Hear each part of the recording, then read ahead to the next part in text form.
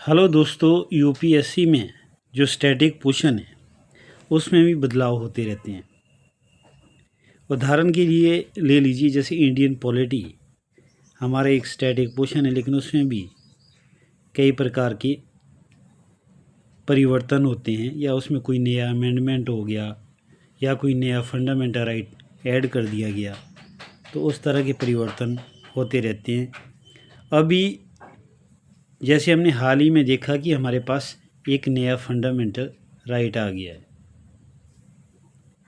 और वो जो हमारा फंडामेंटल राइट है that is right to walk safely on footpath, तो उसको हाल ही में फंडामेंटल राइट डिक्लेयर किया गया है। इससे पूर्व access to electricity, digital access and guarantee to care for children between 3 to 6 years को भी न्यायालय के द्वारा फंडामेंटल राइट डिक्लेयर किया गया था। अब जैसे अभी हाल ही की मैं बात बता रहा हूँ, जैसे आपका right to walk safely on footpath को न्यायमूर्ति PS नरसिम्हा जी ने हाल ही में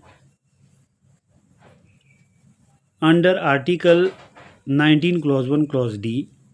और अंडर आर्टिकल 21 के तहत उससे फंडामेंटल राइट डिक्लेयर किया है। अब ये जो आपका ये फुटपाथ पे चलने का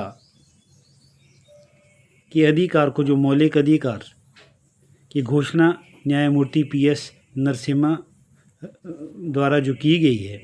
वो इसलिए की गई है क्योंकि दिल्ली में हाल ही में क्या हुआ था कि एक 5 साल के बच्चे की ट्रक से कुचलने के परिणाम स्वरूप डेथ हो गई। इसके अतिरिक्त अगर हम देखें तो जनरली हम क्या देखते हैं कि जैसे हमारा जो फुटपाथ होता है, जो लोगों के चलने के लिए होता है, वहाँ पे कुछ लोग अवैध रूप से अपनी जो दुकानें हैं वो लगा देते हैं। और इसके अलावा बहुत सारे जो लोग हैं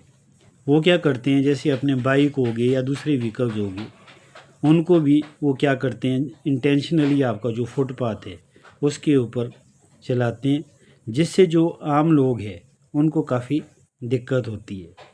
तो मुझे लगता है ये न्यायालय द्वारा लिया गया एक बहुत बड़ा कदम है। और साथ ही न्यायालय ने इसमें यह भी कहा कि आपका जो मोटर व्हीकल एक्ट्स है या नॉर्म्स है, तो उसके कंपैरेटिवली जो आम आदमी की जो सेफ्टी है उसको ज़्यादा प्राइमेसी दी जानी चाहिए।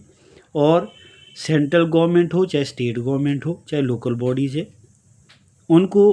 क्या करना चाहिए, सड़कों के साथ साथ फुटपाथ का निर्माण करना उनकी जिम्मेवारी होगी, ताकि जो आम लोग हैं उनकी सुरक्षा को सुनिश्चित किया जा सके।